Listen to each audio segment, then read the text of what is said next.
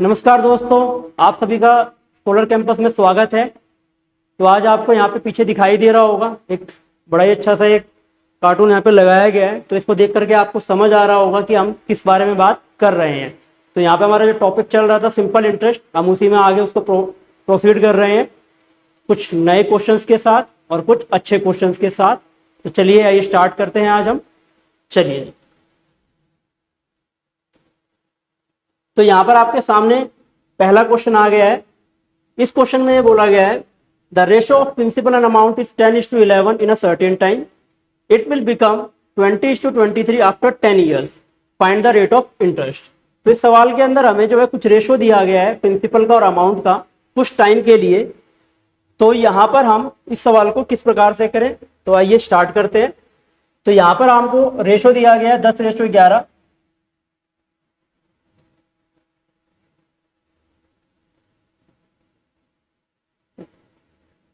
ठीक है, पहला रेशो हमको दिया गया 10:11 और जो हमें सेकंड रेशो दिया गया वो 20:23 दिया गया है। तो यहाँ पर जो हमें रेशो दिया गया वो दिया गया प्रिंसिपल और अमाउंट का। पहला हमारे पास प्रिंसिपल है, दूसरा अमाउंट है। जैसे कि पहले रेशो दिया गया 10 और 11 का, दूसरा रेशो हमको दिया गया 20 और 23 का। तो यहाँ पर हमें ये बात मालूम होनी चाहिए कि यदि हमें क्वेश्चन में कुछ बोला ही नहीं गया है प्रिंसिपल चेंज करने के लिए, तो यहाँ पर प्रिंसिपल की वैल्यू सेम होनी चाहिए। तो प्रिंसिपल की वैल्यू यहाँ पर सेम नहीं है, यहाँ पर 10 दिया गया और यहाँ पर 20 दिया गया। तो सबसे पहले हम इसमें प्रिंसिपल की वैल्यू को सेम करेंगे। तो प्रिंसिपल की वैल्यू को सेम करने के लिए ऊपर वाली रेशो को 2 से मल्टीप्लाई कर देंगे। तो यहाँ पर अब प्रिंसिपल 20 हो गया, यहाँ पर भी 20 हो गया, यहाँ 22 और यहाँ पर 23 हो गया। तो यहाँ पर अमाउंट जो है 22 से अब 23 हो चुका है। कितने सालों में, यहाँ पर टाइम भी दिया गया हमें 10 सालों के अंदर ऐसा हुआ है। तो अगर एक रुपए का इंटरेस्ट हमको मिला है यहाँ पर 10 सालों के अंदर, अगर एक का इंटरेस्ट हमको मिला है तो प्रिंसिपल हमारे पास 20 यहाँ पे दिया गया है। तो अगर एक का इंटरेस्ट हो और प्रिंसिपल हमारे पास 20 हो, रेट हमको निकालना है, टाइम हमको पता है 10 सालों के अंदर ऐसा हुआ है, और नीचे यहाँ पर 100 लगा देंगे। तो यहाँ पे 0 से 0 कैंसिल हो जाएगा और यहाँ पर भी 0 से 0 कैंसिल हो जाएगा। तो रेट की वैल्यू आ जाएगी 1/2। 1/2 का मतलब 0.5%। तो इस तरीके से हम पहला सवाल सॉल्व करेंगे। ठीक है, अब चलते हैं पर अगले सवाल की ओर। Question number 2, a certain sum is invested for certain time if it amounts to ₹450 at 7% per annum, but when invested at 5% per annum it amounts to ₹350, find the time। तो यहाँ पर हमें ये बोला गया है कि कुछ पैसा है जो कि ₹450 जो होता है 7% की ब्याज की दर के हिसाब से, लेकिन वही पैसा जो 5% अगर वार्षिक ब्याज की दर हो तो वो ₹350 हो जाता है।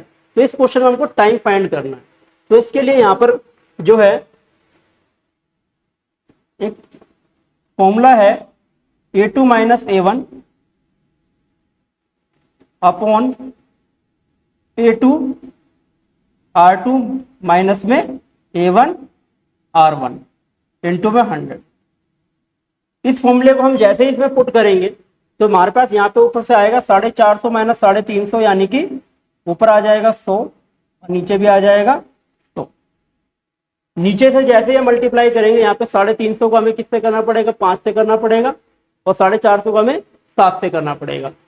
तो 450 को हम 7 से मल्टीप्लाई करेंगे, 0 7 5 35, 5 ऊपर गया, 7 चौक 28 और 3 21, 2150 आ जाएगा।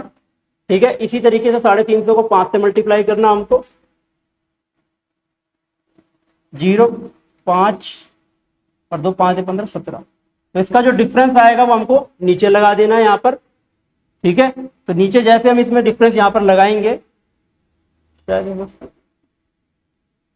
यहाँ पर एक फॉर्मूले में करेक्शन करेंगे, यहाँ पर 1 आएगा और यहाँ पर 2 आएगा। ठीक है, तो यहाँ पर हमें 450 को तो 5 से मल्टीप्लाई करना है, ये थोड़ी सी इसमें एरर हो गया, तो इसको पहले फॉर्मूले को ठीक करेंगे हम। तो यहाँ पर A2 R1 आएगा और A1 R2 आएगा। तो यहाँ पर अगर A2 R1 हमारे पास A2 कितना दे रखा है, 350 दे रखा है। 350 को अगर यहाँ पर रेट नंबर 1 देखा जाए तो 7% है। इस 7% को 350 से मल्टीप्लाई करना है और इस 450 को हमें इससे मल्टीप्लाई करना है 5% से। तो 450 का अगर 5% से मल्टीप्लाई करेंगे तो 450 और 5 5 2 ये आएगा 2250। इसी तरीके से 350 का अगर 7 से मल्टीप्लाई करेंगे तो 0 7 5 35 का 5 3 ऊपर गया 7 18 7 7 21 और 1 350 इंटू में 450 इंटू में 5 350 इंटू में 22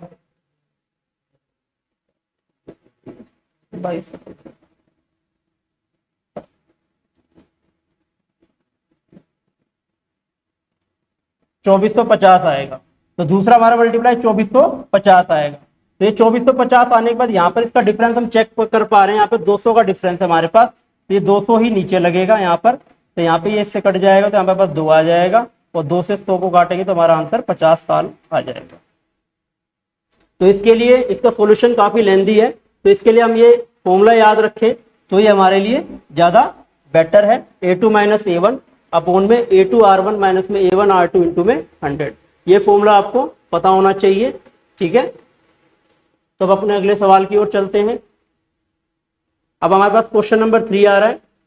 the difference between the simple interest on a fix amount for 14 years on the same amount for 24 years is ₹2000। If the rate of interest is 5% per annum then the amount is. तो हमसे इसमें amount पूछा गया, amount यानी कि principal इसमें पूछा गया कि प्रिंसिपल हमारे पास क्या है। तो यहाँ पर 14 साल के लिए जो है कुछ अमाउंट है और वही अमाउंट तो 24 साल के लिए है और दोनों का रेट ऑफ इंटरेस्ट कितना है 5% ही है, 5% ही है। और दोनों के बीच का जो सिंपल इंटरेस्ट का डिफरेंस है हमें 2000 रुपए दिया गया है। तो यहाँ से हमें प्रिंसिपल की वैल्यू फाइंड करनी है। तो यहाँ से हमारे पास जैसे कि 24 ईयर्स 5% के हिसाब से लगेगा तो 24 पंजे हो जाएगा 120, ओवरऑल 120 का बनेगा। इसी टाइप से अगर यहाँ पे 14 साल के लिए अगर 5% एक साल का ब्याज है, एग्रीगेट अगर हम ब्याज बनाएंगे तो कितना बनेगा 70 का बनेगा। तो यहाँ पर इसका डिफरेंस कितने का है 50 का है।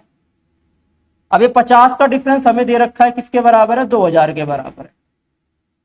अगर 50 का डिफरेंस 2000 के बराबर है तो हमें 100 का यहाँ पे वैल्यू निकालना है प्रिंसिपल के लिए। तो हम इसको 2 से मल्टीप्लाई कर देंगे, यहाँ 100 आ जाएगा, इधर भी 2 से मल्टीप्लाई करेंगे तो हमारे पास यहाँ पे कितना आ जाएगा 4000 रुपये आ जाएगा।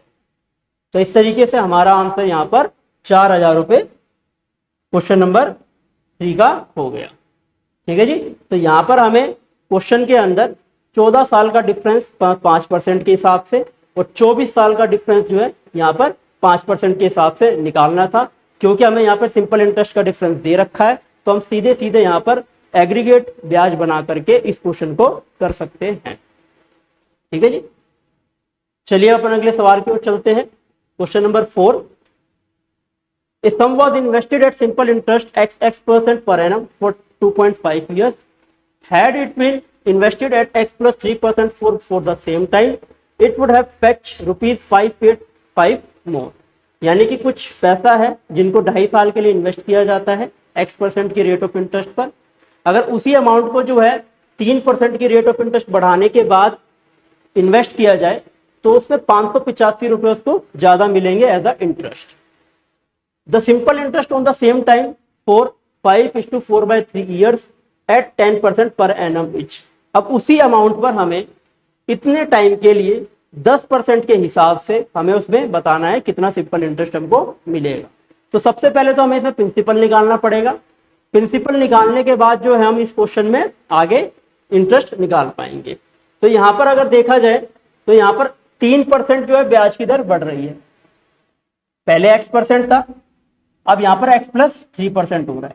अगर रेट ऑफ इंटरेस्ट 3% बढ़ा है तो ये जो अमाउंट हमारा इंक्रीज हुआ है 585, ये किस वजह से इंक्रीज हुआ है? ये इसी वजह से तो इंक्रीज हुआ है क्योंकि रेट ऑफ इंटरेस्ट बढ़ा है। क्योंकि टाइम तो कांस्टेंट है 2.5 साल ही है और प्रिंसिपल भी कांस्टेंट है 2.5 साल ही है। तो अगर इंटरेस्ट बढ़ा है तो इंटरेस्ट किस वजह से बढ़ा? इस रेट ऑफ इंटरेस्ट की वजह से ही बढ़ा है, ये जो 3% है। यानी कि 1 साल के अंदर अगर वो 3% का रेट ऑफ इंटरेस्ट बढ़ाता है तो 2.5 सालों के अंदर कितना उसका बढ़ेगा? 7.5%, 7.5%। अब ये 7.5% की वैल्यू जो हमें दे रखी है कितनी दे रखी है? 585 दे रखी है, 585 दे रखी है। क्योंकि यही तो पूरे 3 सालों के अंदर इतना परसेंट तो बढ़ा है हमारे पास। तो इसका मतलब ये हो गया कि जो 7.5 है इसकी वैल्यू किसके बराबर है, 585 के बराबर। अब यहां से हमें 1 यूनिट की वैल्यू निकालनी है, तो इसके लिए हम क्या करेंगे, पहले यहां से पॉइंट हटाएंगे, यहां पर एक 0 आ जाएगा, ठीक है। यहां पर 0 आने के बाद यहां पे हमें 1 बनाना है, तो इसके लिए हम यहां पर 1 यहां रखेंगे, यहां पे आएगा 5850 अपॉन में 75 आ जाएगा, ये आ गया। अब हमें यहां पर 100 की वैल्यू फाइंड करनी पड़ेगी प्रिंसिपल की वैल्यू फाइंड करने के लिए। तो 100 की वैल्यू फाइंड करने के लिए हमने यहाँ पे 100 से मल्टीप्लाई कर दिया, तो यहां पर आ जाएगा 5850 अपॉन में 75 और मल्टीप्लाई में 100, मल्टीप्लाई में 100 आ जाएगा। तो यहां पर 25 से काट गए 3 आ जाएगा, यहां पर 4 आ जाएगा।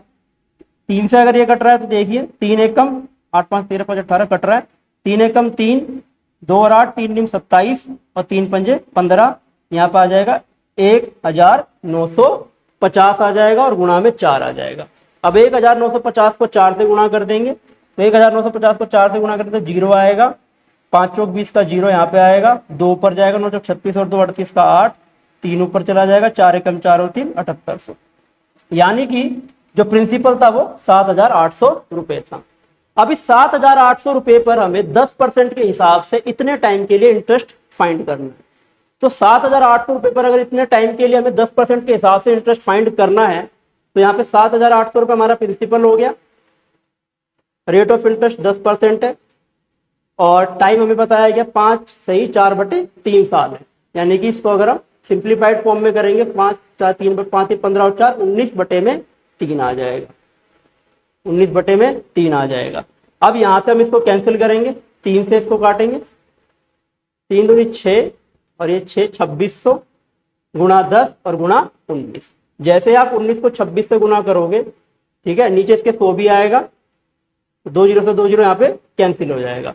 तो ऑप्शन में आपके पास जैसे ही आप इसको चेक करोगे तो 1 0 होनी चाहिए सारे ऑप्शंस में, सारे ऑप्शंस में 1 0 हमारे पास मौजूद है। जैसे ही आप 9 को 6 से गुणा करोगे तो 9 6 54 आएगा, 10th प्लेस पे आपका 4 होना चाहिए, और 10th प्लेस पे 4 खाली एक ही ऑप्शन में दे रखा है, सी ऑप्शन में। इस तरीके से आपका आंसर 4,940 रुपए आ गया। ठीक है जी, तो ये हमारा क्वेश्चन नंबर 4 था। अब हम चलते हैं अपने अगले सवाल की ओर, क्वेश्चन नंबर 5। चलिए, अब इस सवाल में कहा गया है the simple interest on a sum of money will be ₹1200 1200 after 20 years. If the principal is tripled after 10 years, what will be the total interest at the end of the 10th year? यानी कि 1200 रुपए का interest उसको मिलता है 10 सालों के अंदर। अगर प्रिंसिपल को ट्रिपल कर दिया जाए, 3 गुना कर दिया जाए 10 साल के बाद, अगर प्रिंसिपल को 10 साल के बाद 3 गुना कर दिया जाए, तो हमारा टोटल इंटरेस्ट क्या होगा at the end of 10th year, यानी कि डबल करने के, ट्रिपल करने के बाद। तो इसके लिए मैंने एक छोटी बात पिछली वीडियो में बताई थी कि जो इंटरेस्ट होता है वो हमेशा डायरेक्टली प्रोपोर्शनल होता है पी के बी और आर के बी और टी के बी। यानी इसका मतलब ये है कि जिस हिसाब से प्रिंसिपल इंक्रीज होगा उसी हिसाब से इंटरेस्ट भी इंक्रीज होगा। जिस हिसाब से अगर रेट इंक्रीज हो रहा है क्वेश्चन में, तो रेट भी उसी हिसाब से इंक्रीज होगा, टाइम जिस हिसाब से इंक्रीज होगा टाइम भी इंटरेस्ट भी उसी हिसाब से इंक्रीज होगा। तो यहाँ पर हमें इस कंसेप्ट का ही इस्तेमाल करना पड़ेगा, क्योंकि प्रिंसिपल तो हमें कहीं पे गिवन ही नहीं है क्वेश्चन के अंदर, तो प्रिंसिपल से इस क्वेश्चन को कैसे कर सकते हैं। ठीक है जी, तो यहाँ पर अगर 20 सालों के अंदर 1200 रुपए का ब्याज उसको मिलता है, 20 सालों के अंदर अगर 1200 रुपए का ब्याज उसे मिलेगा, तो शुरू के 10 साल और उससे अगले 10 साल, यानी 600 रुपए का ब्याज उसे यहां मिला होगा और 600 रुपए का ब्याज उसे यहां मिला होगा। ठीक है जी, 600 रुपए का ब्याज इसको यहां मिला होगा, 600 रुपए का ब्याज इसको यहां मिला। लेकिन 10 साल के बाद क्या हुआ, 10 साल के बाद जो है हमारा जो प्रिंसिपल है उसको क्या कर दिया गया, ट्रिपल कर दिया गया। प्रिंसिपल को कितना कर दिया गया, ट्रिपल कर दिया गया। तो प्रिंसिपल को अगर ट्रिपल करेगा, अगर उसने प्रिंसिपल को अगर ट्रिपल करा है, 3 टाइम करा है, तो आपका 10 साल के बाद जो इंटरेस्ट है वो भी कितना हो जाएगा, 3 टाइम हो जाएगा। यानी कि 10वां साल खत्म होने के बाद ये आगे के 10 साल है, इसका जो ब्याज मिलेगा आपको वो भी कितना मिलेगा, 3 गुना मिलेगा। यानी कि ये ब्याज 600 ना मिलकर के कितना मिलेगा, 600 का 3 गुना, 600 गुना 3 यानी कि 1800, कितना मिलेगा, 1800 मिलेगा। अब टोटल ब्याज कितना मिल गया, शुरू के 10 साल का 600 रुपए, और उससे आने वाले अगले 10 सालों का जब प्रिंसिपल को ट्रिपल कर दिया तो वो 1800 रुपए। तो 1800 और 600 कितना हो गया टोटल 2400 रुपए। तो इस तरीके से हमारा आंसर 2400 रुपए यहां पर आ गया। ठीक है जी, बहुत अच्छा क्वेश्चन है। तो कंसेप्ट का इसमें ध्यान रखेंगे कि जब कभी भी प्रिंसिपल को या टाइम को या रेट को बढ़ाया जाए तो उसी हिसाब से आपका इंटरेस्ट इंक्रीज होता है, क्योंकि प्रिंसिपल इंटरेस्ट इनके बीच में हमेशा डायरेक्ट प्रोपोर्शनलिटी का रिलेशन होता है। तो अगर प्रिंसिपल आपका इंक्रीज जिस हिसाब से होगा उसी हिसाब से आपका इंटरेस्ट इंक्रीज होगा। अगर क्वेश्चन के अंदर रेट इंक्रीज हो रहा है तो रेट इंक्रीज भी उसी हिसाब से इंक्रीज होगा। ठीक है जी, तो इस तरीके से इसका आंसर 2400 रुपए आ गया। तो चलिए अब अपने अगले सवाल की ओर चलते हैं, क्वेश्चन नंबर 6। इस सवाल के अंदर यह बोला गया है, if the time increases by 7 years, यदि समय जो है 7 साल बढ़ा दिया जाए तो सिंपल इंटरेस्ट जो है हमारा 8400 रुपए बढ़ जाता है on a sum of rupees 6000, 6000 रुपए पर। यानी कि समय 7 साल बढ़ाने के बाद जो हमारा इंटरेस्ट है वो कितना बढ़ रहा है, 8400 रुपए बढ़ रहा है। ठीक है, अगर उसका इंटरेस्ट 8400 रुपए बढ़ रहा है तो हमें बताना क्या है इस क्वेश्चन के अंदर, rate of interest per annum, कि रेट ऑफ इंटरेस्ट इस क्वेश्चन का में हमारा क्या होगा। तो यहां पर अगर ध्यान से देखा जाए तो टाइम जो है वो कितना बढ़ रहा है, 7 साल बढ़ रहा है। अगर टाइम आपका 7 साल बढ़ेगा, ठीक है, और जो आपका इंटरेस्ट बढ़ा है 8400 रुपए, यही उसकी चेंजेस है यहां पर। अगर 7 साल के अंदर 8400 रुपए बढ़ रहा है तो एक साल के अंदर कितना बढ़ेगा भाई, 8400 को 7 से डिवाइड कर देंगे, 7 एकम 7, 7 दूनी 14 और 2 जीरो, यानी कि एक साल के अंदर ब्याज हो जाएगा 1200 रुपए का। यानी कि एक साल के अंदर 1200 रुपए का ब्याज उसमें बढ़ता होगा। यानी कि इसका मतलब ये होगा कि 1200 रुपए का ब्याज वो गेट कर रहा है एक साल के अंदर। अगर 1200 रुपए का ब्याज वो 6000 रुपए पे एक साल में प्राप्त कर रहा है तो 1200 बटे में 6000 गुना 100, यही रेट ऑफ इंटरेस्ट होगा। ठीक है, तो यहां से 2 जीरो से 2 जीरो कैंसिल हो गया, 12 पंजे 60 और 5 से इसको 100 पे कैंसिल कर लिया, तो हमारा उत्तर आ गया 20%। हमारा उत्तर आ गया 20%। ठीक है जी, इसी सॉल्यूशन को एक तरीके से और भी देखा जा सकता है, जैसे कि पिछली वीडियो में आपको बताया गया था कि 100 रुपए पर जो हमें एक साल में ब्याज मिलता है वही रेट ऑफ इंटरेस्ट होता है। तो यहां पर अगर 6000 रुपए पर 1200 रुपए का ब्याज उसको मिल रहा है एक साल के अंदर, 6000 रुपए पर 1200 रुपए का ब्याज मिल रहा है एक साल के अंदर, तो 100 रुपए पर कितना मिलेगा भाई, एक जीरो से एक जीरो कैंसिल कर लिया। अब इसको 6 से कैंसिल करेंगे, 6 से जैसे ही कैंसिल करेंगे यहाँ पे 100 बन जाएगा। ठीक है, और यहां पर 6 से कैंसिल करते ये 20 बन जाएगा। तो यानी कि 6000 रुपए पर अगर उसको एक साल के अंदर 1200 रुपए का ब्याज मिलेगा तो 100 रुपए पर कितना मिलेगा, 20 रुपए का मिलेगा। तो ये 100 रुपए पर जो उसे एक साल का ब्याज मिल रहा है ये भी रेट ऑफ इंटरेस्ट ही है। तो इसको दोनों तरीके से देखा जा सकता है, यहां से भी और यहां से भी। ठीक है जी, तो दोनों में से जो तरीका आपको ठीक लगे वो इस्तेमाल कर सकते हैं। यदि आपकी कैलकुलेशंस बहुत इजी है क्वेश्चंस के अंदर, जैसे कि इसमें दिख रहा है आपको, तो आप इस तरीके का इस्तेमाल कर सकते हैं, क्योंकि क्वेश्चंस करने का तरीका इस पर डिपेंड नहीं होता कि हम एक टॉपिक पर या फिर एक मेथड पर स्टिक हो गए कि जी हमें तो इस सवाल को इसी प्रकार से करना है। तो क्वेश्चन करने का तरीका कभी भी इस पर डिपेंड नहीं करता कि क्वेश्चन जो है किस टाइप का है, कैसा है। क्वेश्चन करने का तरीका इस चीज पे भी डिपेंड करता है कि आपको किस प्रकार का डाटा क्वेश्चन के अंदर दिया गया है। यदि यहीं पर आपको मिक्स फ्रैक्शन दे दी जाए तो उस क्वेश्चन को आपको फॉर्मूला लगा करके या फिर रेशो मेथड के साथ ही करना ज्यादा सुटेबल रहेगा, वहां पर आप इस तरीके से नहीं जा सकते। तो हमें इस चीज का भी ध्यान रखना है क्वेश्चंस को करते वक्त, हमें किस प्रकार का डाटा दिया गया है, उसी प्रकार से जिस प्रकार से डाटा दिया गया उसी हिसाब से हम उस क्वेश्चन को करें। ठीक है, चाहे वो कोई सा भी मेथड हो, चाहे किसी भी प्रकार का मेथड हो, क्योंकि हमारा पेपर में एग्जामिनेशन में बैठने की अप्रोच ये होनी चाहिए कि हमें क्वेश्चंस को कितनी जल्दी करना है, ना कि ये अप्रोच होनी चाहिए कि हमें मैथ के अंदर जो है वहां पर पूरी पीएचडी करनी है, पूरा का पूरा एकदम मैथ सीखना है। तो हमारे पास अप्रोच क्वेश्चन की करने की इस प्रकार की होनी चाहिए कि हम उस क्वेश्चन को जितना जल्दी हो सके उतना जल्दी सोल्व कर सके। ठीक है जी, चलिए तो अब हम चलते हैं अपने अगले सवाल की ओर, क्वेश्चन नंबर 7। ये भी बहुत बढ़िया सवाल है। एक पर्सन है जो कि 400 रुपए डिपॉजिट करता है 2 सालों के लिए, 550 रुपए डिपॉजिट करता है 4 सालों के लिए, 1200 रुपए डिपॉजिट करता है 6 सालों के लिए, और उसको टोटल सिंपल इंटरेस्ट मिलता है 1020 रुपए। तो यहां पर भी सवाल के अंदर हमको बोला गया find the rate of interest, कि रेट ऑफ इंटरेस्ट इस क्वेश्चन में क्या होगा। ठीक है जी। तो यहां पर अगर देखा जाए तो 400 रुपए 2 सालों के लिए इन्वेस्ट कर रहा है वो। अगर वो मान लीजिए 2 सालों के लिए ना इन्वेस्ट करके उसको 1 साल में ये पैसा इन्वेस्ट करना होता तो वो कितना इन्वेस्ट करता जी, 800 रुपए इन्वेस्ट करता। 400 गुना 2। इसी प्रकार से अगर 550 रुपए 4 सालों के लिए इन्वेस्ट करना चाहता है, वो 1 साल में ही करना चाहता है, तो 550 इंटू में 4 कितना इन्वेस्ट करता हो 2200 रुपए। और 1200 रुपए कितने सालों के लिए जी, 6 सालों के लिए। अगर वो 1 साल में करना चाहता तो 12 6 72, यानी कि 7200 रुपए। 7200 रुपए। तो 7200 रुपए यहां पर आ रहा है। अगर यहां पर टोटल प्रिंसिपल देखा जाए तो 0 0 12 7 2 9 और 1 10, यानी कि 10,200 रुपए का टोटल हमारा प्रिंसिपल बन रहा है। अब इस 10,200 रुपए पर 10,200 पर उसे जो ब्याज मिल रहा है 1 साल पूरा टोटल मिला करके वो मिल रहा है 1020 का। 1020 का। अगर 10,200 रुपए पर 1020 रुपए का ब्याज मिले, तो अभी मैंने पिछले क्वेश्चन में ये बात बताई कि हमारा डाटा किस प्रकार का, बड़ा इजी सा डाटा है। तो यहां पर अगर मैं 102 को 102 से काट दूं तो यहां पर कितना बचेगा 100 बचेगा, और यहां पर कितना बचेगा 10 बचेगा। तो अगर 10,200 रुपए पर 1020 रुपए का इंटरेस्ट वो कमाता होगा तो 100 रुपए पर कितना कमाएगा 10 रुपए का। अगर 100 रुपए पर 10 रुपए का ब्याज अगर वो 1 साल में कमा रहा है तो इसका मतलब रेट ऑफ इंटरेस्ट कितना है 10%। ये तो इस प्रकार से हमारा आंसर आ गया 10%। ठीक है जी।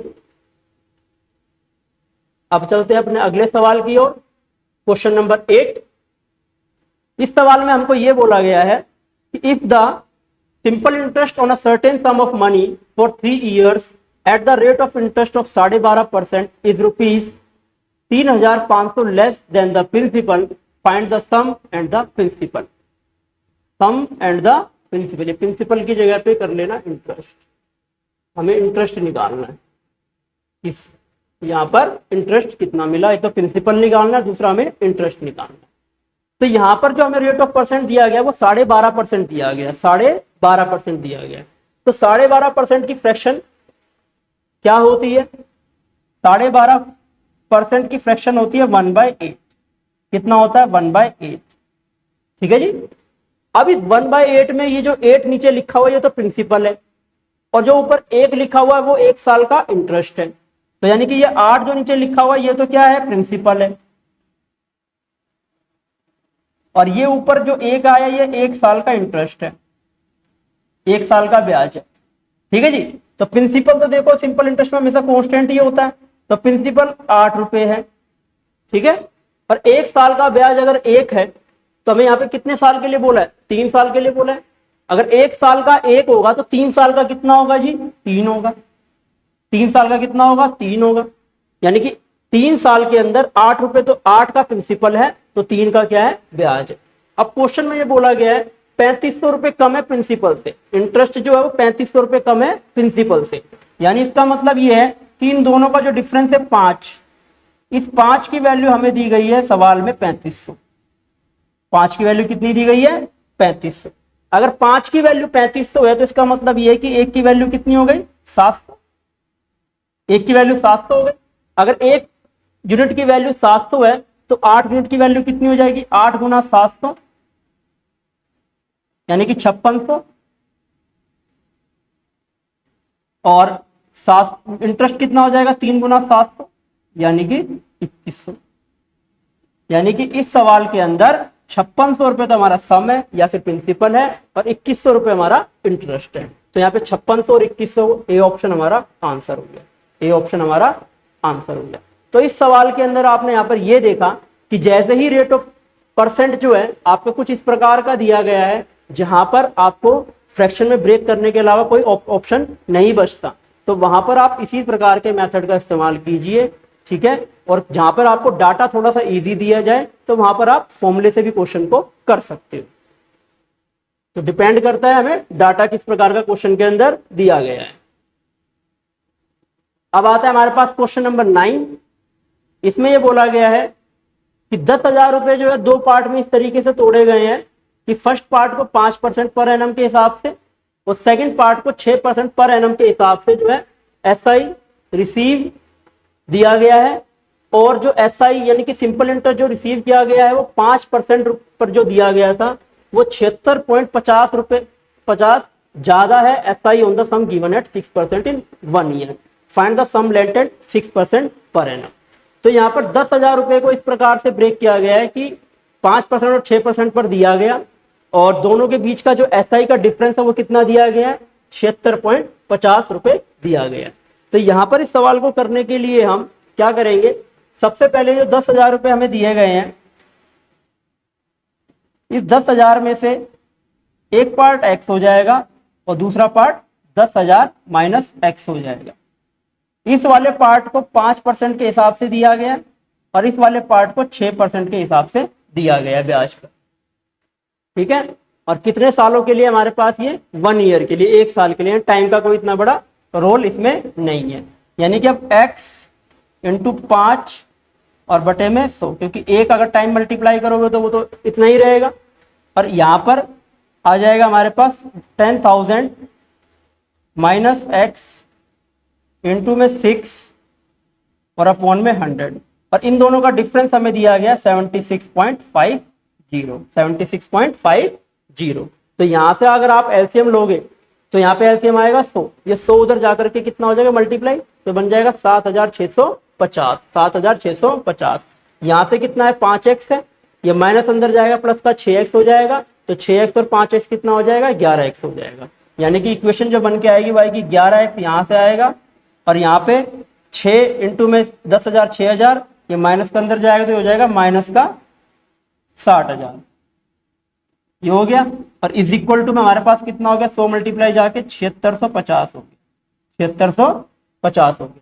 अब जैसे ही यहाँ पे 60,000 उधर जाएगा उसके साथ जुड़ जाएगा, तो यहाँ पे हमारे पास आ जाएगा 11x इज इक्वल टू में 67650।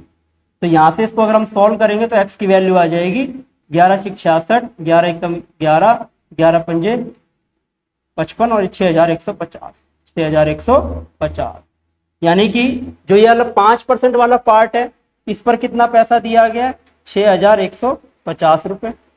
अगर इस पर 6,150 दिया जाएगा तो 10,000 में से इसको माइनस करेंगे 6,150 का, हमारा आंसर आ जाएगा 3,850 रुपए। तो यानी इसका आंसर हो गया 3,850 रुपए, 3,850 रुपए। अब कई इस सवाल के अंदर जो है एलिगेशन लगाने की कोशिश करेंगे, ठीक है, एलिगेशन मेथड इसके अंदर नहीं लग सकता सवाल के अंदर बिल्कुल भी, क्योंकि जो 5% पे जो रेट दे रखा है वही हमारा जो है वो ज्यादा है कितने 6% के हिसाब से। तो यहाँ पर अगर आप परसेंट ब्रेक करोगे तो भी ये सवाल को जो नहीं करना पड़ेगा। तो इस सवाल को जो है हमें बेसिक से ही करना पड़ेगा। बेसिक भी कोई इतना बड़ा सॉल्यूशन नहीं है, छोटा सा ही सॉल्यूशन है, तो आप इस सवाल को इजिली कर सकते हैं। तो अब हम आते हैं अपने अगले सवाल की ओर, क्वेश्चन नंबर 10। इस सवाल के अंदर यह बोला गया है a sum of rupees 24,000 is divided into 2 parts. 24,000 रुपए को जो है 2 हिस्सों में तोड़ा जाता है, ए और B, such that the simple interest at the rate of 15% per annum on A and B after 2 years and 4 years respectively equal. यानी कि इस तरीके से तोड़ा गया है, दोनों पार्टों को ब्रेक किया गया है कि दोनों पार्टों से जो सिंपल इंटरेस्ट से मिल रहा है 2 साल और 4 साल के बाद वो क्या है इक्वल है। तो हमसे सवाल में पूछा गया है कि जो ए को जो अमाउंट रिसीव हुई है वो क्या है, ये पूछा गया है। तो इसके अंदर सवाल के अंदर जो बहुत ही अच्छा एक कंसेप्ट लगता है कि जब कभी भी सिंपल इंटरेस्ट इक्वल हो तो हमें क्या करना चाहिए। तो इसके लिए यहाँ पर ध्यान से आगे देखेंगे कि जब सिंपल इंटरेस्ट इक्वल होता है, चाहे 2 केस हो चाहे 3 केस हो, सिंपल इंटरेस्ट अगर आपका इक्वल है, सिंपल इंटरेस्ट हमारा इक्वल है, मान लीजिए 3 प्रिंसिपल है, एक P1 P2 और P3 है, इसका रेट ऑफ इंटरेस्ट है R1 T1, इसमें भी R2 T2 और यहाँ पर R3 और T3, ये दे रखा हमको, ठीक है जी। अब यहाँ पर अगर ये दे रखा है, हमें बोला हुआ सिंपल इंटरेस्ट तीनों का सेम है तीनों केसेस में, तो पहले केस में अगर आप सिंपल इंटरेस्ट निकालोगे और ऐसे ही दूसरे केस में जब आप सिंपल इंटरेस्ट निकालोगे और तीसरे केस में सिंपल इंटरेस्ट निकालोगे तो वो क्या आएगा, ठीक है। तो सिंपल इंटरेस्ट जो यहाँ से आएगा वो यहाँ से कितना आएगा, ये आएगा P1 R1 T1 by 100, दूसरा आएगा P1 P2R2T2/100 आएगा, और यहां से आएगा P3R3 और T3 आएगा, इस तरीके से आएगा, 100 के अकॉर्डिंग आएगा। अब यहां से हमें ये पता चल रहा है रेशो के अंदर ये तीनों पार्ट क्योंकि इक्वल है, इंटरेस्ट तीनों का सेम है, तो ये 100 तो हमें कैंसिल हो रहा है, और ये तीनों की तीनों रेशो एक कांस्टेंट के इक्वल होगी जिसका हम के मान सकते हैं, तो अगर मैं यहाँ पे प्रिंसिपल को यहीं पे रहने दूं, इस वाले केस में भी और इस वाले केस में भी, इस वाले केस में भी, तो ये दोनों पार्ट इसके नीचे लगेंगे, तो इसका मतलब यहां से जो रेशो निकल करके आएगी ये आएगा कि P1 रेशो P2 और रेशो P3 ये इक्वल हो जाएगा 1/R1T1 ratio 1/R2T2 ratio 1/R3T3। ये हमें कंसेप्ट जब यूज करना है जब हमारे सवाल के अंदर जो है हमारा सिंपल इंटरेस्ट जो है इक्वल है, ठीक है। तो सिंपल इंटरेस्ट जब कभी भी इक्वल होता है तो प्रिंसिपल की रेशो जो है इस प्रकार से 1/R1T1 रेशो 1/R2T2 के इक्वल होता है। तो अब आप यहाँ पे करते हैं इसको आगे। इसी प्रकार से यदि अमाउंट भी अगर सेम हो आपका, अगर क्वेश्चन के अंदर अमाउंट अगर सेम कर दिया जाए तो उस समय पे जो प्रिंसिपल की रेशो होती है P1 ratio P2 ratio P3 ये इक्वल होगा 1/100 plus R1T1 ratio 1/100 plus R2T2 ratio 1/100 plus R3 और T3।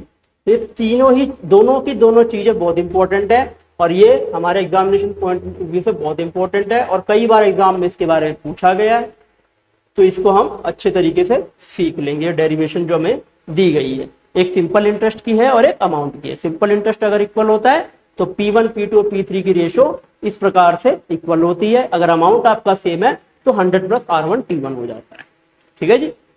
तो चलिए अब अपने सवाल की ओर चलते हैं, ठीक है जी। अब हमारे पास सवाल आता है यही वाला। अब यहां पर यही कंसेप्ट यहां पर लग रहा है कि जो सिंपल इंटरेस्ट है वो आपका सिंपल इंटरेस्ट हमारे पास इक्वल है, सिंपल इंटरेस्ट ये दिया हुआ है,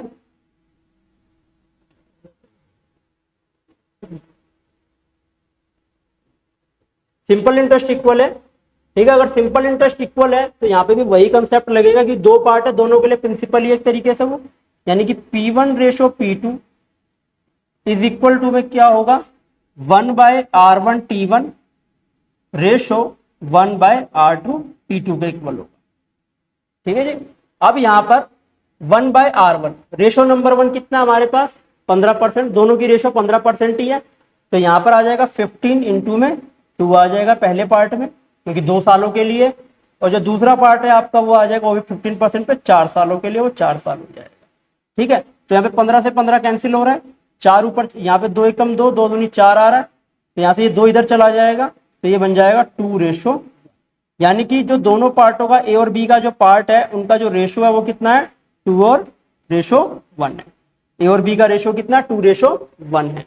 अब हमें क्वेश्चन में ये बोला गया कि 24,000 रुपए को किस प्रकार से डिवाइड किया जाए। पहले हम डिवीजन निकाल लेंगे, फिर हमें निकालना क्या रिसीव्ड फ्रॉम ए को कितना पैसा हमको मिला होगा ये बताना है। तो यहाँ पर 2 रेशो 1 इसकी आ गई है, ए और बी की रेशो कितनी आ गई 2 रेशो 1 आ गई है, ठीक है। अब यहाँ पर 3 की वैल्यू किसके बराबर है 24,000 के बराबर है। अगर 3 की वैल्यू 24,000 के बराबर है तो 1 की वैल्यू कितनी हो जाएगी 8,000 हो जाएगी, यानी कि बी को कितना मिला होगा 8,000 मिला होगा और ए को कितना मिला होगा 16,000 मिला होगा, 16,000 ये मिला हमको। अब हमें निकालना क्या है, हमें निकालना interest, total interest received from A को टोटल इंटरेस्ट कितना मिला ये हमें पता करना है। तो ए को पैसा कितना मिला है 16,000 रुपए। अब इंटरेस्ट बताना हमको, तो 16,000 रुपए पर 15% के हिसाब से ए ने पैसा कितने सालों के लिए रखा है 2 सालों के लिए, तो इसका ब्याज कितना होगा ये हमको बताना था।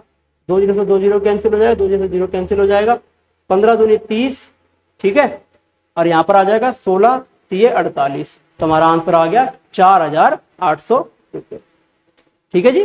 तो बहुत इंपॉर्टेंट क्वेश्चन है ये, ठीक है। तो यहाँ पर एक कॉन्सेप्ट का इस्तेमाल किया गया है कि जब कभी भी सिंपल इंटरेस्ट इक्वल होता है तो हमारी रेशो जो है इक्वल करने के बाद इस तरीके से बनती है प्रिंसिपल की, रेट की और टाइम की।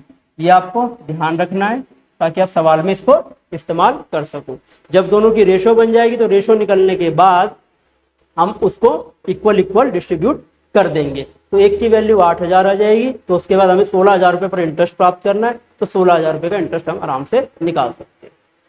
ठीक है जी। तो ये हमारा क्वेश्चन नंबर 10 था। तो अभी तक हमने क्वेश्चन नंबर 10 तक कर लिया है। ठीक है, अब हमारे पास आता है क्वेश्चन नंबर 11। क्वेश्चन नंबर 11, चलिए जी देखते हैं भाग में पापा क्वेश्चन नंबर 11 में क्या बोला गया है।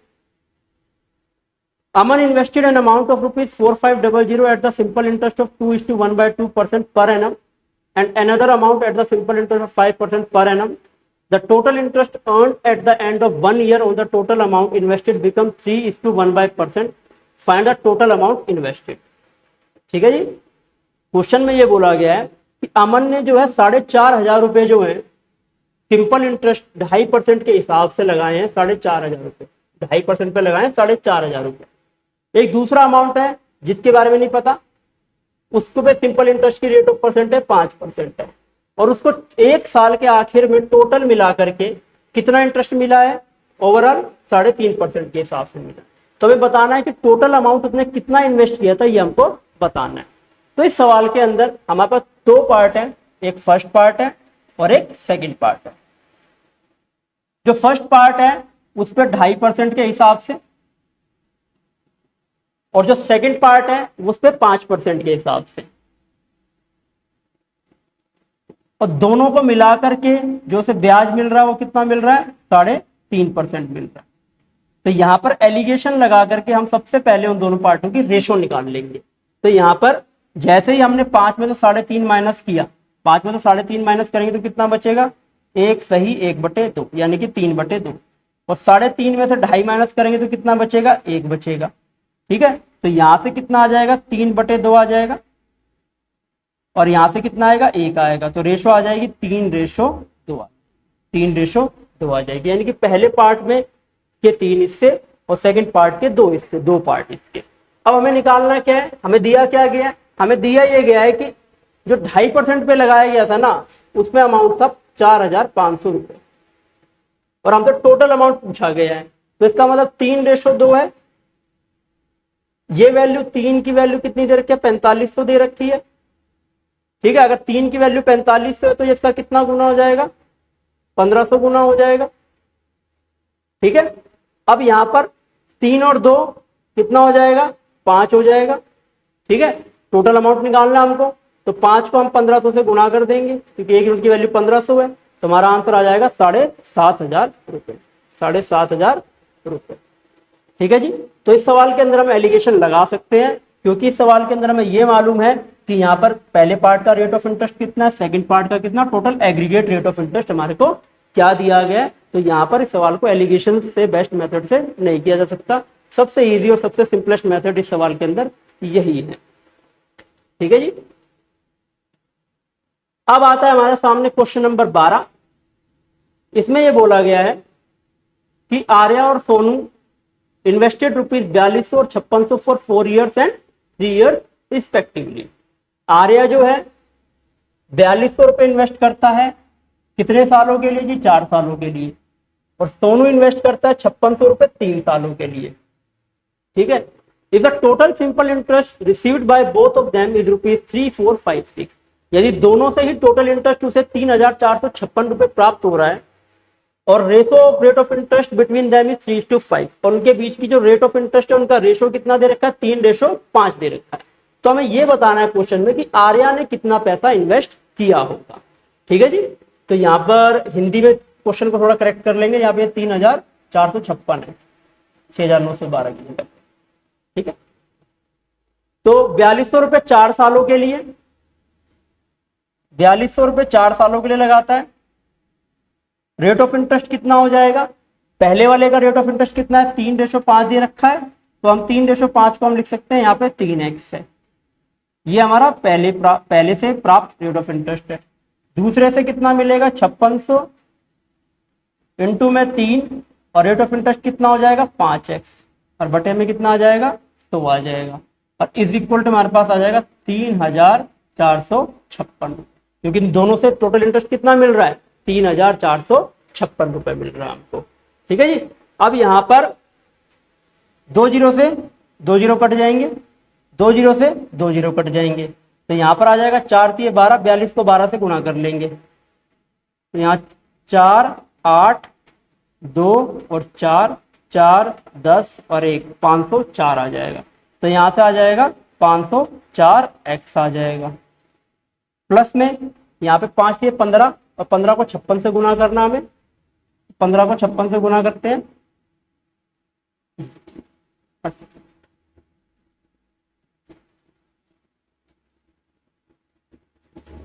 1140 आ जाएगा, 1140x आ जाएगा।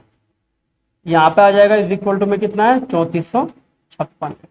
अब इन दोनों को जोड़ देंगे तो 11 और 5 कितना हो जाएगा, 16 आ जाएगा, और यहाँ पे आ जाएगा 1644x इज इक्वल टू में 3456 आएगा, 3456 आएगा।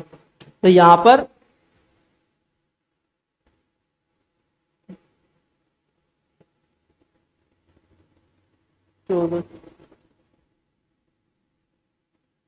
यहाँ पे 840, ये गड़बड़ कर दिया हमने, यहाँ पर ये 840 आएगा, ये 840 आएगा। ठीक है, तो 800 और 500 1300, 1300 और 44 कितना हो जाएगा, 1344 हो जाएगा। यहाँ पे आ जाएगा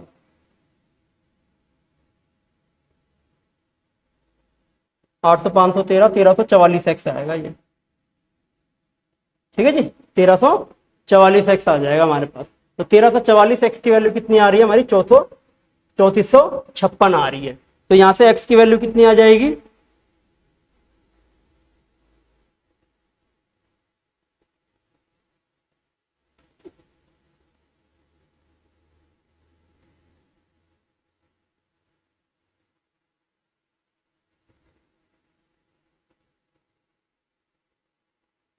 छब्बीस 12 840 5।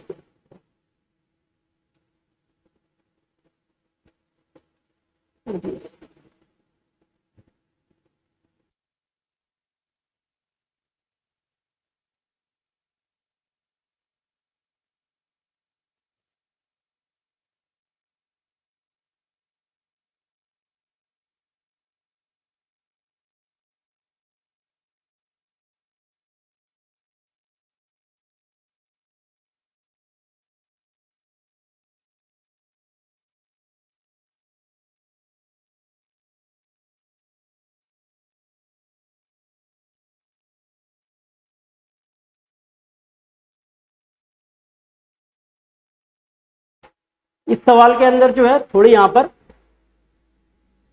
जो वैल्यू दी गई है ये करेक्ट नहीं है। ठीक है, तो यहाँ पे इसकी वैल्यू जो इसकी दोगुनी आएगी, 2688 आएगी, तब इस सवाल का हल हो सकता है, अदरवाइज नहीं तो इस सवाल का क्वेश्चन का हल नहीं हो सकता। तो यहाँ पे इसमें क्वेश्चन में थोड़ा सा एरर है, 3456 की जगह पे 2688 होना चाहिए।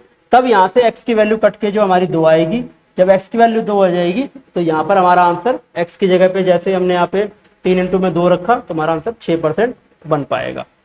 ठीक है जी, इसके डाटा में थोड़ी सी गड़बड़ है क्वेश्चन में। ठीक है, तो इसको हम सही करके भेज देंगे। चलिए अपने अगले सवाल की ओर चलते हैं। Question number 13। A sum of rupees 1550 was lent partly at 5% and 8% simple interest. The total interest received after 3 years is rupees 300. The ratio money lent at 5% to that of 8% each. तो यहाँ पे 1550 रुपए दिए गए हैं जो हमें लेंट करे गए हैं, पार्टली 5% और 8% पे, और जो हमें टोटल इंटरेस्ट मिला है 3 सालों का वो मिला है 300 रुपए। तो हमें बताना है रेशो जो है 5% और 8% की जो अमाउंट की उसमें रेशो क्या है वो हमको बताना है। तो यहाँ पर अगर देखा जाए तो एक साल का ब्याज 5 है और दूसरे साल का कितना है 8 है। ठीक है, अगर 3 साल के अंदर 300 रुपए का ब्याज टोटल मिला है तो एक साल के अंदर कितना मिलेगा, 100 रुपए मिलेगा। अगर एक साल के अंदर 100 रुपए मिलेगा तो हम उसको रेट में कन्वर्ट करें तो 100 बटे में 1550 और इंटू में 100 आ जाएगा। ठीक है, तो इस तरीके से आएगा। यहाँ पे 0 से 0 कट जाएगा, 5 से काटेंगे, 5 दूनी 10 आ जाएगा। यहाँ पे आ जाएगा 5 से 15 और 31, 200/31 आ जाएगा। तो यानी कि अगर दोनों की एग्रीगेट रेट ऑफ परसेंटेज निकाली जाए तो यहाँ से आएगा 200/31 आएगा। अब इसको इसमें से घटाएंगे तो यहाँ से घटाने के बाद कितना आ जाएगा, 8 एकम 31, 8 एकम 8 24, 248 आएगा। और 248 में से 200 जाएगा तो ऊपर बचेगा 48 और नीचे बचेगा 31। इसी प्रकार से इसमें से इसको घटाएंगे तो यहाँ पे कितना आएगा, 31 पंजे 165 हो जाएगा। 165 और 200 में से 165 जाएगा तो हमारे पास कितना बचेगा, यहाँ पर 35 बचेगा। यहाँ पर 35 बचेगा। ठीक है, तो यहाँ से अगर हम 35/31 बचेगा तो हमें इसमें रेशो निकालना था दोनों पार्टों का। तो 31 से 31 कैंसिल हो रहा है। ठीक है, तो यहाँ पर जो है 3 से 48, 3 से 48, यहाँ पे 16। तो इसका मतलब ये 16:15 आपका आंसर होगा। ठीक है, यहाँ पे 45 आएगा। 31 पंजे 555 होता है, तो 16 और यहाँ पे आ जाएगा आपका 15। तो इस तरीके से हमारा दोनों पार्टों का रेशो आएगा 16:15 आएगा। ठीक है जी, अब चलते हैं अपने अगले सवाल की ओर। तो आइए, अभी आपके सामने दिया हुआ है 14 नंबर क्वेश्चन।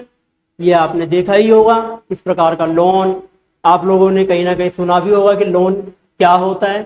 तो इसी क्वेश्चन में ये दिया गया है कि एक व्यक्ति जो है वो 7,000 रुपए का लोन लेता है बैंक से सिंपल इंटरेस्ट पे लेता है और 3 साल के बाद वो 4,000 रुपए जो है बैंक को रिटर्न कर देता है फ्रॉम प्रिंसिपल। ये कंडीशन दी गई है कि प्रिंसिपल में से रिटर्न करता है।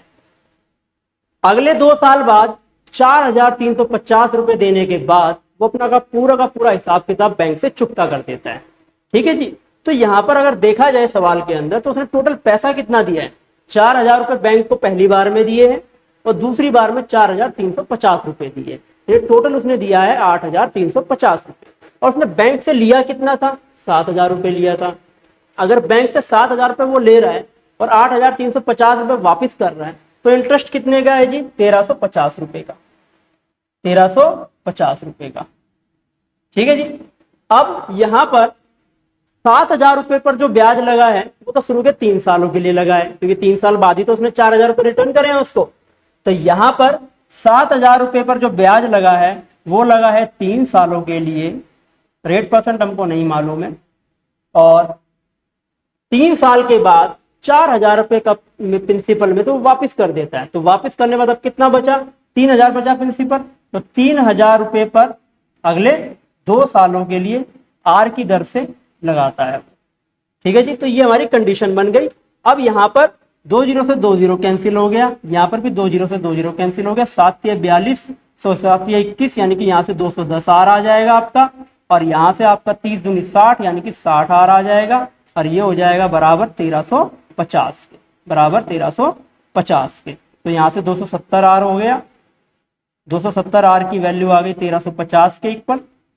0 से 0 कट गया तो आर की वैल्यू आ जाएगी 5%। 27 पंजे 135, 5%। देखिए कितने आसान तरीके से हमने सवाल को किया। ठीक है, तो यहाँ पर हमें सिंपल सा फॉर्मूला लगाया है, 2 जगह इंटरेस्ट करा है, टोटल इंटरेस्ट कैलकुलेट किया है, इंटरेस्ट को कैलकुलेट करने के बाद उसको इक्वेट कर दिया बस खाली। ठीक है, चलिए अब हम चलते हैं अपने अगले सवाल की ओर। ये सवाल आपके सामने आ रहा है, बड़ा ही बेहतरीन सवाल है, एग्जाम में आया हुआ सवाल। ठीक है, इसके अंदर 24,000 रुपए जो है 3 पार्टों में डिस्ट्रीब्यूट करने हैं। पहला पार्ट 2% के हिसाब से 5 सालों के लिए, जो दूसरा पार्ट है वो 3% के ब्याज पे 4 सालों के लिए, और तीसरा पार्ट जो है 4% 3 सालों के लिए। If the interest from the 3 investment are equal, हमें बताया गया है कि जो सिंपल इंटरेस्ट है तीनों सालों का वो क्या है, बराबर है। अगर तीनों सालों का इंटरेस्ट बराबर है तो इसमें कितना इन्वेस्ट किया होगा फर्स्ट पार्ट में आपको ये बताना है। तो ये सवाल हम कैसे करें, तो यहां पर हम वही कंडीशन लगा देंगे, P1:P2:P3। जब कभी भी सिंपल इंटरेस्ट इक्वल हो तो हम ये कंडीशन लगाते हैं। और यहां पर आएगा 1/R1T1 ratio 1/R2T2 ratio 1/R3 और T3 आएगा, 1/R3 और A3 आएगा। अब रेशो नंबर 1 कितना है यहाँ पर 2% 5 सालों के लिए, यानी कि ये आ जाएगा 1/10 आ जाएगा। अगला 3 और 4 है 1/12, इससे अगला भी 1/12 आ जाएगा। कट के कितना आएगा, ये 5 आएगा, यहाँ पे 6 आएगा और यहाँ पे 6 आएगा। तीनों का हमें रेशो को बैलेंस करना है, तो पर हमने 30 से मल्टीप्लाई कर दिया, यहाँ भी 30 से मल्टीप्लाई कर दिया, यहाँ भी 30 से मल्टीप्लाई कर दिया, तो यहाँ से कट के आ जाएगा 6, यहाँ आएगा 5 और यहाँ पे आएगा 5। हमने तीनों ही पार्ट का रेशो फाइंड कर लिया, 6, 5, 5 और 5 का। यानी कि ये 16 है, टोटल कितना है 16 है। इस 16 की वैल्यू हमें दी गई है 24,000, 16 की वैल्यू हमें दी गई है 24,000, तो एक की वैल्यू कितनी हो जाएगी, एक की वैल्यू हो जाएगी हमारे पास 24,000 अपॉन 16। ठीक है जी, तो यहाँ से 4 से काटेंगे, 2 से काटेंगे तो 8 से काटेंगे, 8 दूनी 16 और 8 दिए 24 आ जाएगा। 6 की वैल्यू निकालनी है तो यहाँ पे 6 लगा देंगे, 2 एकम 2, 2 तिया 3, ठीक है, 3 तिये 9,000। तो हमारा उत्तर आ गया 9,000 रुपये, क्योंकि हमें ए का पार्ट निकालना था, फर्स्ट पार्ट हमें निकालना था। तो बड़ा ही इजी क्वेश्चन था। ये इजी क्वेश्चन तभी है जब हमें ये कंसेप्ट मालूम है। अगर हमें ये मालूम नहीं है तो इस क्वेश्चन को अगर हम टिपिकली जिस मेथड, अगर लॉन्ग मेथड से करें, पूरा का पूरा सोल्व करें, तो एक क्वेश्चन 5 मिनट के अंदर भी सोल्व नहीं होगा। तो इसके लिए सबसे इंपॉर्टेंट आपके लिए क्या है कि आपको ये कंडीशन पता होनी चाहिए कि जब कभी भी सिंपल इंटरेस्ट बराबर हो तो हमको ये कंडीशन लगानी ही पड़ेगी सवाल के अंदर, तभी हम इस सवाल को जल्दी कर पाएंगे। ठीक है जी, अब आ रहा है अगला सवाल आपके लिए, जैसे क्वेश्चन नंबर 16। ये आ गया आपके लिए क्वेश्चन नंबर 16। यहां पर यह सवाल जो आपको दिया गया है कि 17,200 रुपए जो 2 पार्टों में डिस्ट्रीब्यूट किए गए 2 सालों के लिए, पहला पार्ट 8%, दूसरा पार्ट 10% दिया गया है, और 2 सालों का इंटरेस्ट आपको दे दिया गया है 3,008 रुपए की, दोनों से मिलाकर के 3,008 रुपए का आपको इंटरेस्ट प्राप्त हो रहा है। तो मनी बताना है कि 8% के हिसाब से कितना पैसा दिया गया है। ठीक है जी, तो यहां पर इस सवाल को करने के लिए हम एलिगेशन का मेथड लगा सकते हैं। अगर 2 सालों के अंदर 3,008 रुपए का इंटरेस्ट है तो 1 साल के अंदर कितना हो जाएगा, 1,504। 1 साल के अंदर कितना हो जाएगा, 1,504 हो जाएगा, यानी कि 1,504 रुपए का 1 साल के अंदर उसको इंटरेस्ट एग्रीगेट मिला हुआ है। अब पहले से अगर देखा जाए, पहले वाला पार्ट कितना है, 8% है, 172 और इंटू में 8, 17,200 का 8% कितना हो जाएगा, 2 जीरो से 2 जीरो कट जाएगा, सीधे सीधे 172 को 8 से गुना कर देंगे, 8 दूनी 16, 8 से 7, 5 और 1376 हो जाएगा। यहाँ पे आ जाएगा 1376। ये आपका पहला पार्ट का वैल्यू हो गया 1 साल का। दूसरे पार्ट का वैल्यू कितना हो जाएगा, 10% 17,200 का, ये हो गया 1,720 रुपए, 1,720 रुपए। तो यहाँ पर हम देखेंगे कि हमने इसको इसमें से माइनस करा तो कितना आएगा। यहाँ पर अगर हम इसमें से इसको माइनस करेंगे तो हमारे पास आ जाएगा 10 में से 4 गया 6, 1,720 है और 1,504 है, माइनस कर देंगे, यहाँ पर आ जाएगा 6, यहाँ आ जाएगा 1 और यहाँ पर आ जाएगा 2, तो यहाँ पर आ जाएगा 216। इसी प्रकार से यहाँ से इसको माइनस करेंगे तो हमारे पास कितना आ जाएगा, 124 और 4 128 आ जाएगा, 128 आ जाएगा। अब हम इसको कैंसिल कर लेते हैं। ठीक है जी, 4 से कैंसिल करेंगे, 4 पंजे 20 और 4 चौक 16, यहाँ पर आ जाएगा 4 तिये 12 और 4 दूनी 8, यहाँ पर आ जाएगा 54 से करें, 54 और 32 आ गया हमारे पास, यहाँ पर आ जाएगा 27 और यहाँ आ जाएगा 16। तो इन दोनों पार्टों की रेशो कितनी है जी, 27:16, यानी पहले वाला पार्ट 27 और दूसरे वाला पार्ट 16 रेशो के हिसाब से 27 और 16 का। ठीक है जी, अब 27 और 16 का अगर रेशो है तो 43 की वैल्यू हमें क्वेश्चन में दे रखी है 17,200 है, तो 1 की वैल्यू कितनी हो जाएगी जी, यहाँ पे ये कटेगा 4 पे तो 400 इसकी वैल्यू हो जाएगी। अब हमसे पूछा क्या है, पहले वाले पार्ट के बारे में पूछ रहा है कि 8% पर कितना पैसा दिया गया था, तो 8% पे 27 इंटू में 400 यानी कि 10,800 रुपए दिया गया था। बहुत ही बढ़िया क्वेश्चन है। ठीक है जी, तो इसमें हमने एलिगेशन से इस क्वेश्चन को किया है। अब आता है हमारे पास सवाल नंबर 17। ठीक है, ये भी हमारा एक इंस्टॉलमेंट का ही क्वेश्चन है, बैंक से ही रिलेटेड है। ठीक है, ऐसा आप लोगों ने अपनी डेली लाइफ में भी देखा ही होगा। ठीक है, ऐसा कई जगह बैंक में ऐसा ही होता है, कोई भी बैंक अगर आपको पैसा देगा, जब देना होगा तो आपको पैसा दे तो देगा, लेकिन जब उसको लेना होगा तो आपसे हमेशा ज्यादा ही पैसे लेगा, तभी तो बैंक रन करेगा। ठीक है, जब कभी बैंक पे पैसा लिया जाता है तो वो आपसे इंटरेस्ट लेगा ही लेगा। कभी पर्सनल लोन पे 10% है, होम लोन पे 8% है, इस प्रकार से चलता है। तो यहाँ पर भी इस क्वेश्चन में कुछ इस प्रकार का ही हो रहा है कि 8,000 रुपए एक बैंक से कोई उधार लेता है, 3 साल के बाद 3,000 रुपए बैंक को वो वापिस कर देता है, ठीक है। और शुरुआत से 5 साल बाद बैंक को 7,040 रुपए देकर के अपना हिसाब किताब चुकता कर लेता है, क्योंकि 3 साल बाद 3,000 रुपए दिए, तब उसने जाकर के बैंक वाले से पूछा कि भाई अब कितना बचा, तो उसने हिसाब किताब लगा करके देखा कि भाई अगर इससे ज्यादा देर के लिए मैंने पैसा रखा तो इसमें मेरे को और ज्यादा घाटा होने वाला है। ऑलरेडी उसको घाटा तो हो ही चुका है, क्योंकि लिए उसने 8,000 रुपए थे, अब दिया कितना उसने 3,000 और 7,040 यानी कि 10,040 रुपए, यानी टोटल ब्याज कितना दिया उसने 2,040 रुपए। ये तो एक्स्ट्रा दे ही चुका है, लेकिन 5 साल के बाद उसको ये बात समझ आ गई कि बैंक से पैसा लेना लोन पर कोई ज्यादा अच्छी बात नहीं है, कहीं ना कहीं घाटा तो हमारा ही होता है, ठीक है जी, क्योंकि बैंक वाला कोई हमारे घर का तो है नहीं जो हमें फ्री में पैसा दे देगा। तो 8,000 रुपए यहाँ पे बैंक में दिए गए हैं, 3,000 रुपए पहली बार में कितने दिए गए 8,000 रुपए, ठीक है जी। ये 8,000 रुपए कितने सालों के लिए 3 सालों के लिए, और 3 साल के बाद 3,000 रुपए उसने वापिस कर दिए, और 3,000 रुपए वापिस करने के बाद अब कितने बचे उसके पास 5,000 बचे। अब 5,000 रुपए 2 साल तक, 5,000 रुपए 2 साल तक। अब इस सवाल के अंदर टोटल इंटरेस्ट दे दिया है, लेकिन हमें ये नहीं पता कि जो पैसा रिटर्न किया ये प्रिंसिपल में से किया है कि इंटरेस्ट में से किया है। तो इस सवाल को करने के लिए हम लोगों को यहाँ पर 1 साल का प्रिंसिपल बनाना पड़ेगा। अब वो कैसे बनाते हैं आइए देखते हैं। 8,000 को 3 से गुना किया तो 1 साल के 3 साल के अंदर अगर 8,000 रुपए, तो 1 साल में अगर उसको देना होगा तो वो कितना देगा 24,000 रुपए, 24,000 रुपए देने पड़ेंगे उसको, ठीक है जी। 5,000 रुपए 2 साल के लिए, यानी कि 1 साल में 2 साल के अंदर 5,000 रुपए, यानी कि इंटरेस्ट तो प्रिंसिपल बन रहा है। तो 1 साल का अगर मुझे बनाना पड़ेगा प्रिंसिपल तो कितना बनेगा 5 दूनी 10 यानी कि 10,000 रुपए, यानी कि अगर 1 साल की बात करें तो 34,000 रुपए का टोटल हमारा प्रिंसिपल बना है। अब 34,000 की वैल्यू किसके बराबर है हमारे सवाल में, 34,000 की वैल्यू हमें दी गई है 2,040 के बराबर दी गई है। अगर 2,040 के बराबर तो 0 से 0 कट गया। अब 2 0 का हमें छेड़ना नहीं है बिल्कुल भी, यहाँ पे 34 को काटेंगे 34 और यहाँ पे इसको काटेंगे 6, तो यहाँ से बचेगा 100 और यहाँ से बचेगा 6, यानी कि 100 रुपए पर 6 का इंटरेस्ट प्राप्त कर रहा है 1 साल के अंदर, यानी रेट ऑफ परसेंट कितना हो जाएगा 6%। बहुत बढ़िया सवाल है, क्वेश्चन ये आया हुआ पेपर में क्वेश्चन है प्रीवियस ईयर में। अब आता है हमारे पास क्वेश्चन नंबर 18वां, ठीक है जी। तो यहां पर ये बोला गया है simple interest in 12 years rupees 1,800, यानी कि सिंपल इंटरेस्ट जो है 12 साल का कितना है 1,800 रुपए है पूरे 12 सालों का।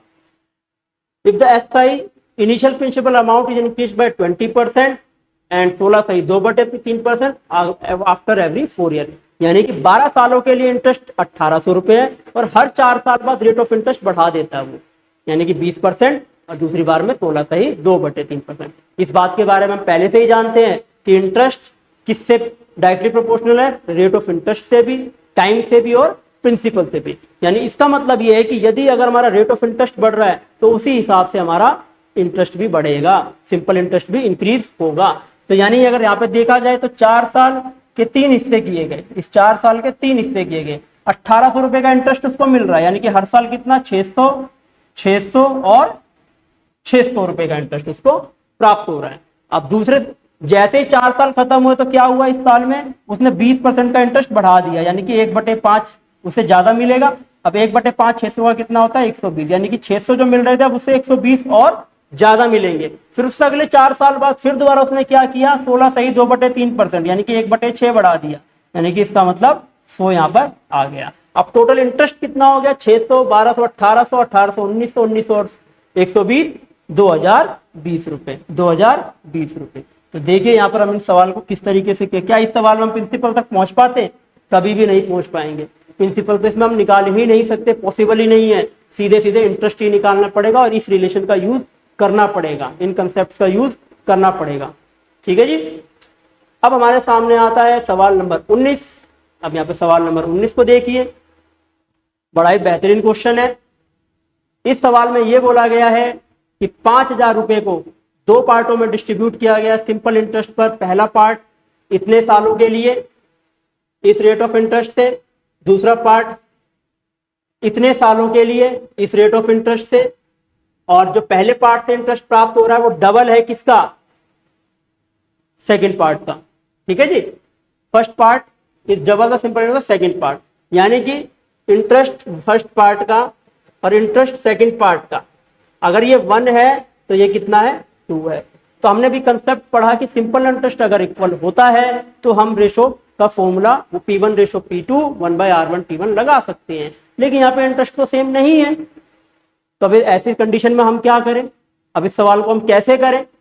तो इस सवाल को आगे करने के लिए हमें क्या करना पड़ेगा, पहले इसका इंटरेस्ट सेम करना पड़ेगा। अब इंटरेस्ट कैसे सेम करें भाई, यहाँ पर 2 है तो यहाँ भी 2 से गुना कर दो, हो गया जी सेम। अगर मैंने इंटरेस्ट को यहाँ से 2 से गुना करा है तो इसका मतलब ये है कि ये जो वैल्यू है या तो टाइम या तो फिर rate of interest second part का, ये भी 2 से गुना करना पड़ेगा, जब भी तो 2 गुना होगा इंटरेस्ट। तो यहाँ पर हमने इसको 2 से गुना कर दिया तो ये बन गया 8%।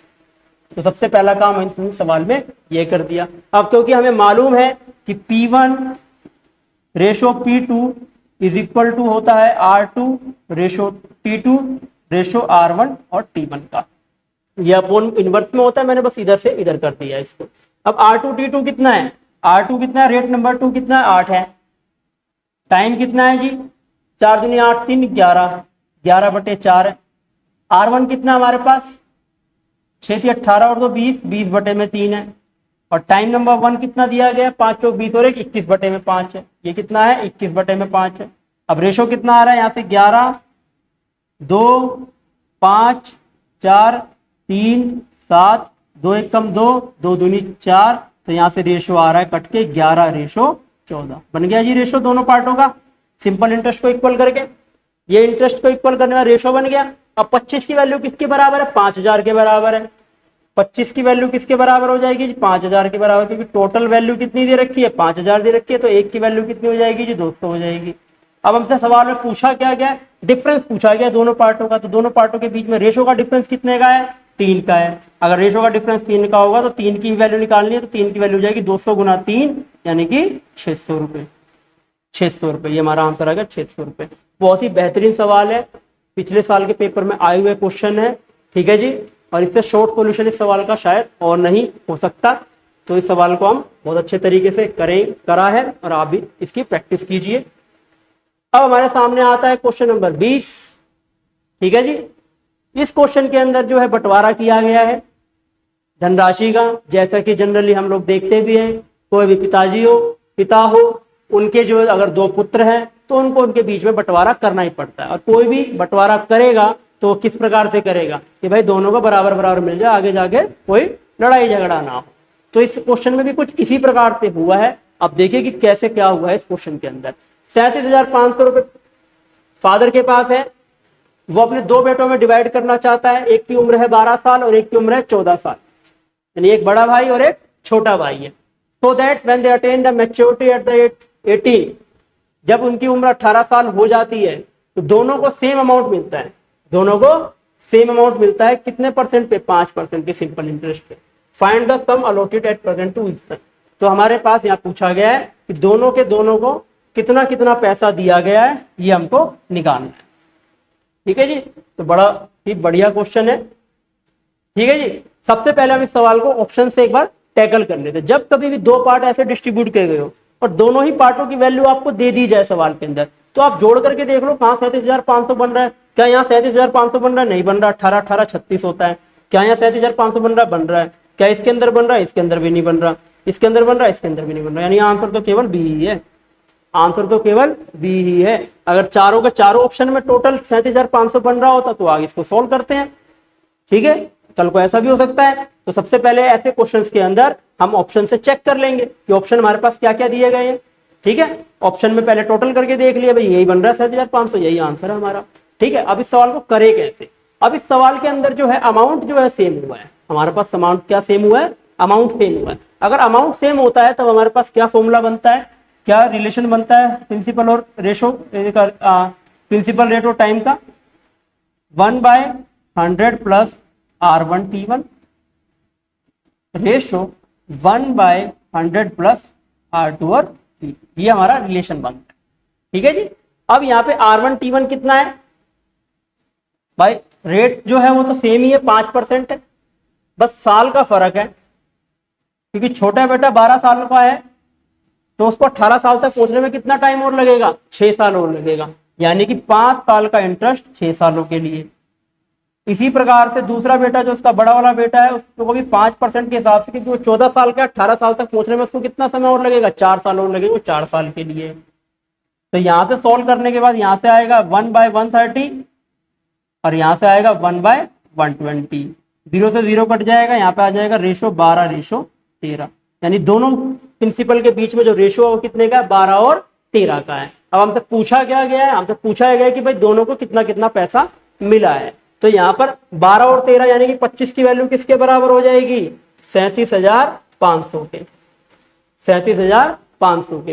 तो एक की वैल्यू कितनी हो जाएगी, 25 से कम 25, 5, 1500। ठीक है जी, एक की वैल्यू आ गई 1500। अब मुझे वैल्यू निकालनी है 12 की। 12 की वैल्यू निकालने के लिए 12 गुना 1500 यानी कि 18,000 हो जाएगा। पहला आ गया 18,000। अगर पहला 18,000 होगा तो दूसरे की वैल्यू कितनी है, 13, तो 13 को गुना कर देंगे 500 से, 1500 से, तो 13 को 1500 से गुना करेंगे तो कितना आ जाएगा हमारे पास, 19,500 आ जाएगा, 19,500 आ जाएगा। नहीं तो 37,500 में से 18,000 माइनस करके भी वैल्यू निकाली जा सकती थी। तो इस प्रकार से इसका आंसर आ गया 18,000 और 19,500। ठीक है जी, तो ये हमारे आज के कुछ बेहतरीन क्वेश्चन थे सिंपल इंटरेस्ट के। ठीक है जी, आपने यहाँ पे देख ही रहे हैं कि कितने इंपॉर्टेंट क्वेश्चंस आपको कराए जा रहे हैं और कितने इंपॉर्टेंट कंसेप्ट्स आपको बताए जा रहे हैं। तो इसी प्रकार के इंपॉर्टेंट कंसेप्ट्स, इंपॉर्टेंट वीडियोस के लिए हमारे चैनल के साथ जुड़िए, हमारे चैनल के साथ जुड़े रहिए और ट्यून रहिए कि कब कौन सी वीडियोस आती जा रही आ रही है। और आगे आपके सामने बहुत ही इंपॉर्टेंट क्लास आएगी। आपका दिल्ली पुलिस की वैकेंसीज अभी बहुत ही जल्द आने वाली है, नवंबर या दिसंबर में उसका एग्जाम है। उससे रिलेटेड कोर्स जो अभी हम लॉन्च करने वाले हैं और उससे रिलेटेड यहाँ पर कंसेप्ट आपको बताए भी जा रहे हैं, सारी चीजें उससे रिलेटेड ही है। तो आप लोग इसके साथ ट्यून रहिए चैनल के साथ और लगातार वीडियोस को देखते रहिए। जितने भी क्वेश्चंस यहाँ पे कराए जाते हैं उसको यहाँ पर रोजाना प्रैक्टिस कीजिए। और आपको यहाँ पर ऊपर एक फोन नंबर भी दिया गया है, इस फोन नंबर पर अगर कोई भी क्वेश्चन हो मैथमेटिक्स का, कहीं पे भी कोई भी क्वेश्चन आपको दिखाई देता है जो आपसे लगता है कि आप मुश्किल है, आपसे नहीं हो रहा है, तो इस टेलीग्राम पे इस नंबर पर आप जुड़ करके हमारे पास उस सवाल को भेज सकते हैं।